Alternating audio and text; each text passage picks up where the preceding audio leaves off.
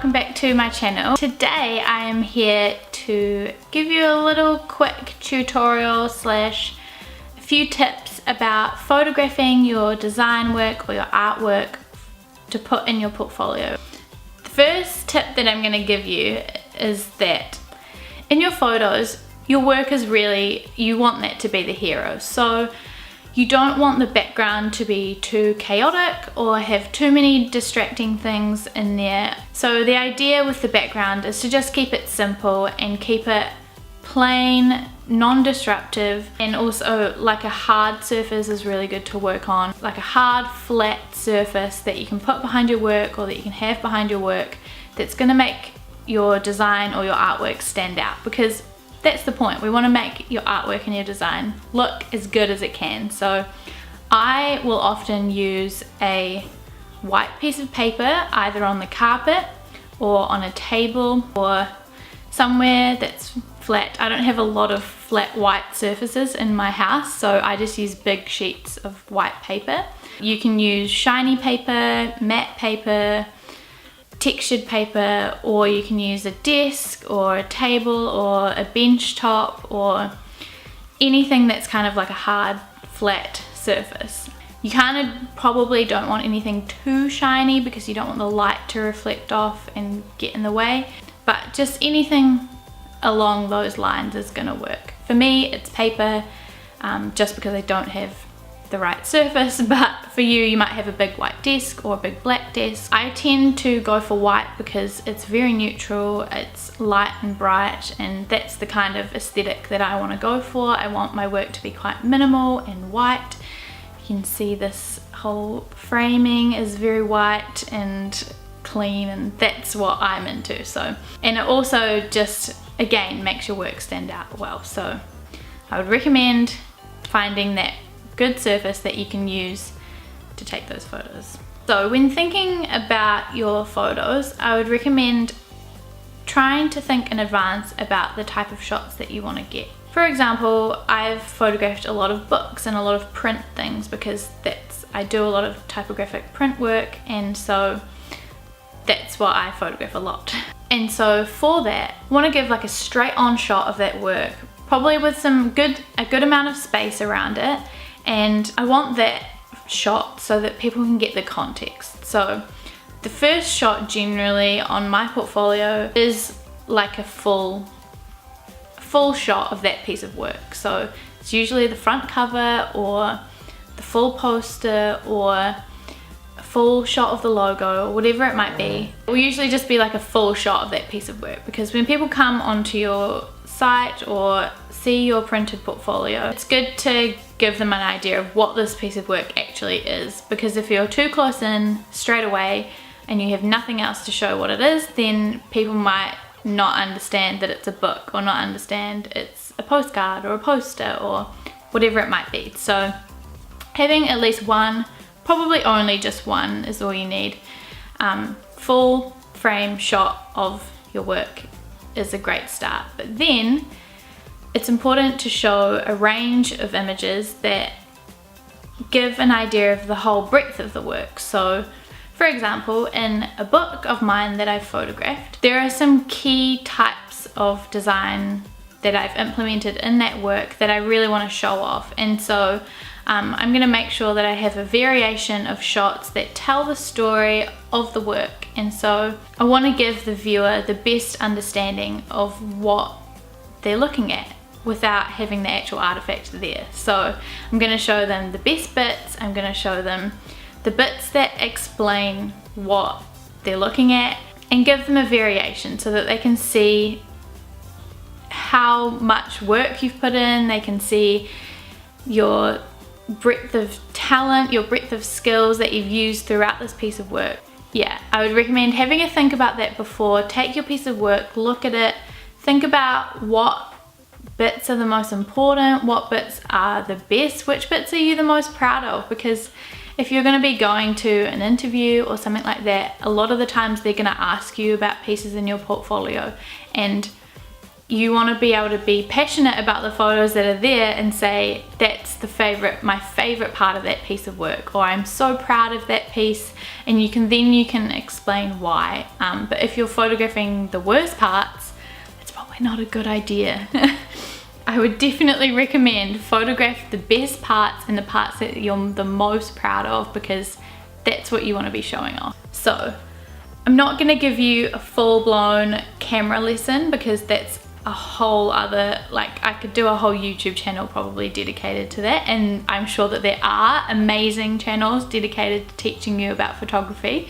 So if you don't know a lot about your camera, please go and find somebody online who can help you, or learn a little bit about your camera so that you are ready to go. However, I will give you some quick tips about what you might want to set your camera on to get the best effect. You generally want to have your ISO, you want to have that as low as possible probably, because if the higher your ISO goes, the grainier your photo is going to get. That might be an effect you're wanting to go for, but generally I'd say it's probably not. And because you can always add grain in later, but it's harder to take it out. So if you can get your ISO down as low as possible, that's great.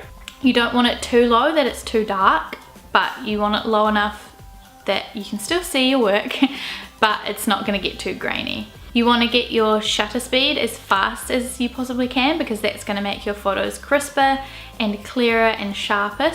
And then your aperture really depends on the type of shot you're wanting to get. The aperture is basically the depth of field. So for a full shot, I'd say you probably want a higher number, because you want to get the whole thing in focus. But if you're doing a detail in your work, which is when I might use a macro lens, then you might want to take your aperture to a smaller number so that you can focus on that one detail, and the background is going to be blurrier and out of focus, so that you can really draw the eye into that one part. The thing with photography is that those three things are a balancing act, so you need to sacrifice some of one to get more of the other. So just play around and get a good feel. Also try and manage it in a way that fits your style. Personally, I like to kind of overexpose things a little bit so that it's very bright and white, but some people don't like that because it's quite blown out and they are not into that style, but I am, so I use it that way. You might pick a different way, but those are kind of the general guidelines. And another quick one is that you just want to make sure your white balance is right. So white balance is basically whether the picture is warm or cold, so whether it's very blue toned or whether it's very orangey skin tone, a balance of in between. You want to get as in between as possible. Again, it does sometimes also come down to personal preference. I'm usually more of a cool photo person than I am a warm photo person, but you try and get it in the middle so that things don't look too blue or too orange. And there are some preset white balance settings on your camera, so again, have a play around, and you can change them later on when you're editing, but it's good to start off with a good solid base. So try and get all of those things that I've just explained very briefly as balanced as you can. Next tip is all about framing. So like I said, with the full frame shot, you might want to just have that in the middle. A lot of the time I will just have it like the book in the middle of the screen, or the poster in the middle, or whatever that might be. But then for the detail shots, you can frame it quite well using the rule of thirds. So the rule of thirds works by splitting your screen or the photo into thirds, both vertically and horizontally. So there'll be 2 lines horizontally and 2 lines vertically, something like this and then like this. And you can set your camera to show that on the screen so that you can follow that as you go. But basically, the rule of thirds is that you line things asymmetrically. So you want to have the key point on one of the points where the lines intersect. So you might have it in the bottom left, or the top left, or the bottom right, or the top right, but try and line it up on one of those 4 points. That just creates asymmetry. It makes it so that the eye is drawn to a certain point. It focuses on that one part of your work really well, and it just makes it a little bit more dynamic and exciting and more interesting to look at. So try and follow the rule of thirds, and there's heaps of resources out there about using the rule of thirds. Some people don't like the rule of thirds, they might use the golden ratio instead. Go and have a look at the rule of thirds and you can form your own opinions, but it's generally recommended to kind of use those as a general guideline. As I've also mentioned before, you really want to focus on those exciting parts of your work. So if you have a really great section of typography that you want to focus on, maybe you've done some beautiful hand lettering that you want to show off, or you've done some great page numbers that just look magnificent, or you've done a cute illustration, whatever it might be, you want to focus on those details in the detail shots.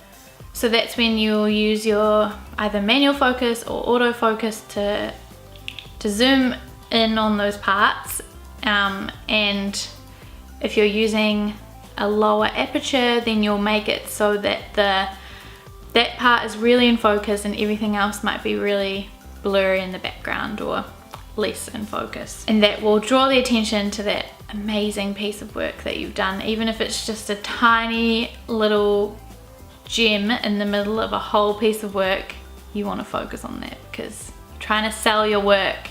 Okay, and the last one is that you want to get like a variation of angles within it. So you don't want people to be looking through your portfolio and see that you're taking photos from the same angle all the time. So try and move around your work, or move the work around so that you're taking some from maybe above looking down, or some from quite low going from one angle, or sorry, I'm moving around to show you, or some from the other side, some from, you know, just have some fun, move around, get creative with your angles. You don't have to just do boring things. Have some fun, give it a go. You'll create variation in your portfolio then. It'll be exciting for people to look through and it will show off your work. So those are my tips for how to get the best out of your design work by photographing them well. There's loads more that I could tell you, loads more that I could go into, but this video is going to be very long if I do. So please let me know if you have any questions, and most of all, just have fun and really try and show off your work, because you've done the hard work. The worst thing that you can do now is photograph it badly and people not be able to see the beautiful work that you've done. Photography is really, really important for your portfolio, and I hope that this has helped you. I hope that it'll encourage you to give it a go and maybe to step up your photography game if you have been kind of not worrying about it too much. Definitely do worry, but not worry about it, but definitely take care in it, because it is a very vital part of the design or art portfolio process. So I hope that you've enjoyed this video. Please give it a like, a comment, subscribe if you haven't already. I'd love to have you here on my channel more often. And as always, I hope that you're being creative and productive, and I will see you next week with another video. Bye!